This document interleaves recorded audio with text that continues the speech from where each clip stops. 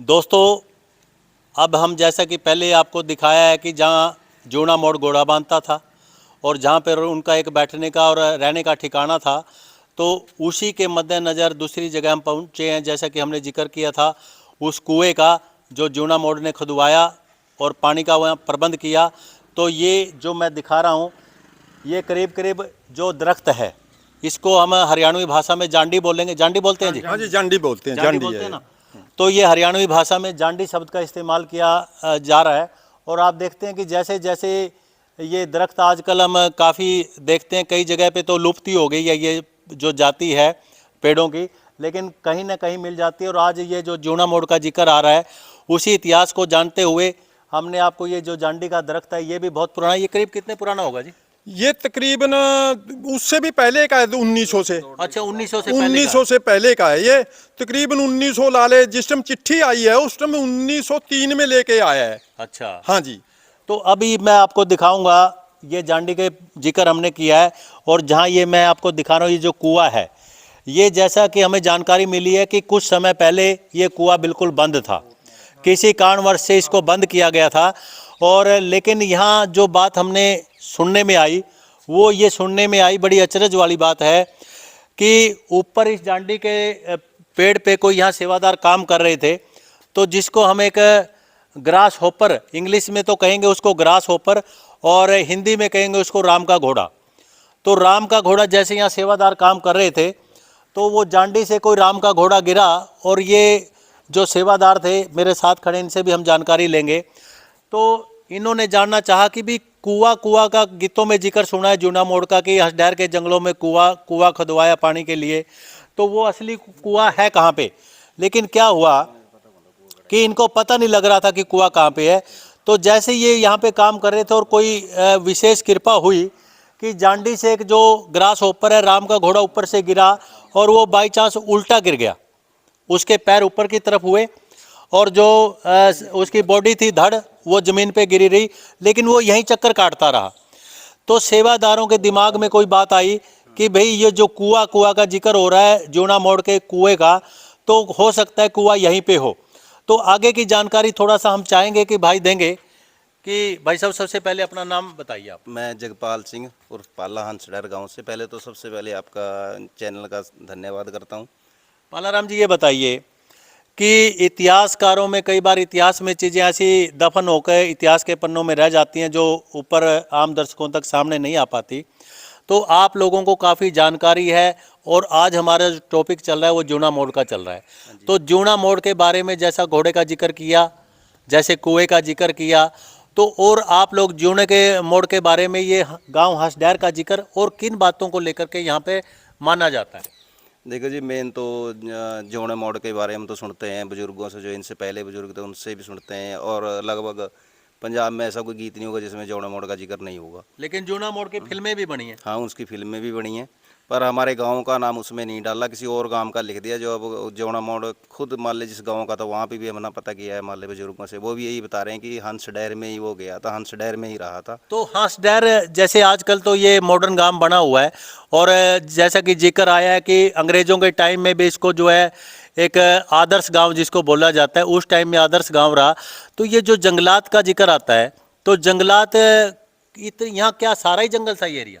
पहले यहाँ पे सारे का सारा ये जंगली था। मान लो यहाँ से सरस्वती नदी जो निकलती थी उसके पास में ये तालाब बना हुआ था जिसको हम सरोवर बोलते हैं, बिंदुसर सरोवर। हाँ हाँ। और यहीं पे जौना मोड़ था जो 1900 के करीब यहाँ पे बताते हैं बुजुर्ग की रहने लग गया था यहाँ पे। अच्छा। तो उसके बाद गांव वालों की आपको पता ही है कि डाकुओं को सपोर्ट भी चाहिए होती थी। हाँ हाँ। इसलिए उसने यहाँ पे एक कुआं लगवाया कि ताकि गाँव वाले भी मेरे साथ रहें और मान लो पुलिस वगैरह का कोई खतरा ना रहे, यहाँ पे रहने लग गया वो। उन्होंने कुआं लगवाया तो गांव वाले भी उसके साथ में रहने लग गए। और यहाँ पे एक बख्तावर सिंह थे जो जिनके साथ उसकी पगड़ी बटवाई मतलब बटाई हुई थी।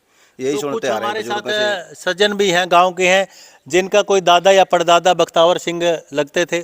कुछ कहना चाहेंगे? परदादे थे जी, हमारे परदादे थे। अच्छा, आपके हाँ, एक ही परिवार है सारा। जिनका इतिहास में जिक्र आता है बख्तावर सिंह का, तो आपके परदादा रहे? परदादा थे जी वो हमारे। तो उनके साथ भी जो जूना मोड़ का है, कोई न कोई पारिवारिक संबंध हाँ, रहा? प्रेम प्यार था पड़ गया उनका और रहते रहते जी। अच्छा। हाँ, सपोर्ट करी उसकी, वो यहीं रहने लग गया। अच्छा। वो तो जिस टाइम 2003 में चिट्ठी आई है, 1903 में चिट्ठी लेकर आया कुम्मन सिंह पंगू है कोई। अच्छा।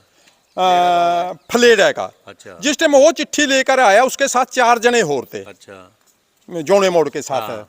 जैमें यात्रा सिंह था वो तो चनागरे का था। अच्छा। ये पंजाब में गांव पड़ते है। हाँ। चातर सिंह था वो खुद मौड़ा का था। अच्छा। तो दुल्लो था एक कलीपुर का था। अच्छा। एक देवा था वो औता वाली है, कोई शायद इधर पड़ता होगा मानसा मूनसा में। अच्छा। 4 वो थे। उस टाइम जब चिट्ठी आई है फिर उस पे पता है जब भाई के साथ इतना धोखा करया, फिर यहाँ से उस टाइम चले गए हैं। ये तकरीबन बात है अप्रैल की, 1903 अप्रैल की बात है जब यहाँ से छोड़कर चले गए हैं। अच्छा आप ये बताओ कि जो जूना मोड़ था वो डाकू, पहले तो डाकू नहीं था वो, लेकिन जब उनके भाई किसना का नाम आता है, किसना डाकू था, और जब गलत तरीके से उनको जेल में फंसा दिया गया तो उनका बदला लेने के लिए क्या जूना मोड़ को जो है ना डाकू बनना पड़ा? नहीं, उससे पहले उस टाइम था यही समा था। अगर भाई डाकू है तो उसको पुलिस तंग कर दी हो। अच्छा। उससे पहले ही डाकू बन गया था वो, घर से पहले ही फरार हो गया था। यानी हालात को देखते हुए जूना मोड़ डाकू बना। हाँ, हालात को देखते हुए पहले ही वो फरार हो गया था, घर से डाकू बन गया था। फरार होके यहाँ रहने लग गया था वो। और उसके बाद हसडैर के जंगलों में जो जंगलात है उसमें शरण ली ताकि यहाँ पर कोई ठिकाना अलग से हो, पुलिस उनको तलाश ना करे और वो सुख चैन की जिंदगी कुछ न कुछ समय बिता सके यहाँ। हाँ जी हाँ। फिर उस टाइम पूरा दोस्ती भी पड़ गई मेरे बुजुर्गों के साथ। अच्छा। फिर जहाँ दोस्ती पड़ गई उसको ये हो गया भी यहाँ मैं सेफ हूँ, तो यहाँ रहने लग गया। उसको खाना पीना जा रोटी पानी भी मिलता रहा। तो सरोवर था स्नान करने के लिए, पर पानी की व्यवस्था नहीं थी, तो संयोग दिया हमारे बुजुर्गों ने भी। और यहाँ फिर कुआ उसके नाव से उसे ने शुरुआत करी है। कुआ भी जौना मोड़ के नाव से जाना जाता है। तो पल्लाराम जी आपसे बात करना चाहूँगा, थोड़ा आगे आओ। तो डाकू तो बहुत हुए हैं, पूरे हरियाणा पंजाब राजस्थान ये सारा ही बहुत बड़ा एरिया था और डाकुओं का ही काफ़ी, तो उस समय में डाकुओं को काफ़ी इज्जत दी जाती थी। तो आप ये बताइए आज समाज और जिस समय जूना मोड़ का जिक्र आ रहा है डाकू के तौर पर, तो क्या बदलाव देखते हैं? आज का समाज जो है ना डाकुओं को डकैतों को कोई अच्छा नहीं मानता, देखिए क्या कारण है ये? बात ये है सर, उस टाइम में जो डाकू भगवान के बाद अगर किसी का नाम आता था तो वो डाकू होते थे। अच्छा, भगवान के बाद अगर किसी का नाम आता था तो डाकू को याद किया जाता था। कारण ये था कि वो जैसे कि किसी के साथ मान लो ज्यादती हो रही है, कोई गरीब के ऊपर कोई जुल्म कर रहा है, वो गरीब के साथ खड़े होते थे। तो क्या पुलिस वाला काम डाकू करते थे? हाँ, जो आज तो पुलिस तो आज भी अपना काम नहीं कर रही है जी। पहले डाकू करते थे, आज तो ना तो वो डाकू रहे बेचारे, ना ही वो पुलिस रही। क्या डाकू अपने को वादे के पक्के होते थे? बिल्कुल पक्के होते थे, इसीलिए तो अपने मान ले किसी दूसरे गांव में जाके 2-2 3-3 साल तक रहना। वादे के पक्के होंगे तभी रखेगा ना हमें कोई, नहीं तो एक दिन नहीं रखेगा। बिल्कुल बिल्कुल। तो आप ये बताइए, मैं आपसे बात करना चाह रहा हूँ कि जो जूना मोड़ है, जैसा कि हमने कुछ हमारी जानकारी में आया कि उनके ऊपर कोई देवी का या काली कोई जैसे जिक्र आया देवी के तौर पर, उनके आप लोगों को कुछ संज्ञान में है कि देवी का उनके ऊपर बहुत बड़ा हाथ था कोई? देखिए वो तो हमारे बुजुर्गों ये को बात थोड़ा ऐसे है ज़्यादा जी, जानता सबसे पहले जैसे आपने बात करी है कि उस टाइम लोग सत्कार क्यों करते थे। हाँ जी। जो हमारी दी बहनों की इज्जत का मसला था उसके सीरी थे, वो साथ देते थे। आजकल के जो लुटेरे हैं, पहली बात तो लोगों को घर लूटते हैं। अगर कोई ऐसी समस्या खड़े उनकी जान लेने से भी गुरेज नहीं करते हैगे, और इज्जत का तो कोई ध्यान ही नहीं रखते। तो आम टीवियों पर आप खबरों में रोज देखते हो जो हालात आज के हो रहे हैं। बिल्कुल। तो वो तो अपना जो नैना देवी है उसके भगत थे। हाँ, जो नैना देवी की जो जिक्र अभी आपने बहुत अच्छा किया जिक्र, जिसकी हम जानकारी लेना चाहते थे और दर्शकों तक पहुंचाना चाहते थे कि नैना देवी जो है, नैना देवी के वो काफ़ी भक्त थे और जो उनका साथ भी देते, सुना है कि साथ देते जी थे। नैना देवी के भक्त थे जे, ताइयों उन्होंने तुरते यहाँ से जिस टाइम चले गए हैं, पहला भी कोई पुलिस के हाथ नहीं आए, उनका आशीर्वाद था नैना देवी का।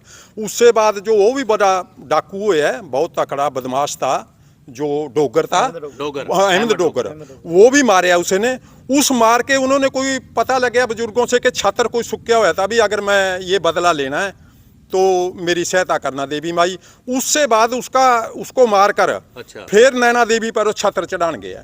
वहाँ अच्छा। पर कहाँ, वहाँ पर कोई देवी देवताओं का भी होता है भी, इस तरीके से आपने चलना है। कोई वहाँ माड़ा मोटा उससे कोई कहते हैं भी पीछे देख लिया उसने। अच्छा। तो इस करके फिर उन्होंने पुलिस ने वो पछाण तो पहले ही लिया था। अच्छा। फिर उसने पुलिस के हाथ की आने की बजाय उसने वहाँ से उसे पहाड़ी से छाले लगा दी थी। अच्छा, ये है कि जूना मोड़ ने अपनी मौत को पुलिस के हाथों नहीं, मतलब वो मरने दिया, और उन्होंने ये देखा कि भी मौत तो आनी है, लेकिन कहीं से उन्होंने छलांग लगा दी। ऊपर पहाड़ी से, अब भी पता नैना देवी बहुत ऊंचा पहाड़ पर है, वहीं से छाल लगाती उसने। जब गिर गया यहाँ चारे पासे से पुलिस ने घेर लिया, रास्ता कोई पाया नहीं है गया। उसने सोचा भी अब तो मर जाना चंगा है, पीछे परिवार का कोई था ही नहीं, ना भाई के कोई बच्चा था, ये शादीशुदा था ही नहीं। तो फिर उसने वहीं से छाल लगा के अपनी जीवन लीला समाप्त कर ली थी। दोस्तों बहुत बड़ी बातें इतिहास की हम आप लोगों तक बड़ी को प्रयास के बाद दर्शकों तक पहुंचाने का हमने प्रयास किया है। जोना मोड़ का क्योंकि बहुत बड़ा जिक्र आता है एक पंजाब के इतिहास के अंदर, और एक अच्छे जिसको कहते हैं कि गरीबों की मदद करने वाला, गरीबों का मसीहा और बहन बेटियों की इज्जत को बचाने वाला, तो तभी जोना मोड़ का नाम आज भी लिया जाता है। जो जानकारी जितनी ज़्यादा से ज़्यादा हमने प्रयास किया आप तक पहुंचाने का, और जानकारी के साथ अगली न्यूज़ पे बने रहिए। राजेंद्र कौशल के साथ, जय हिंद, जय भारत।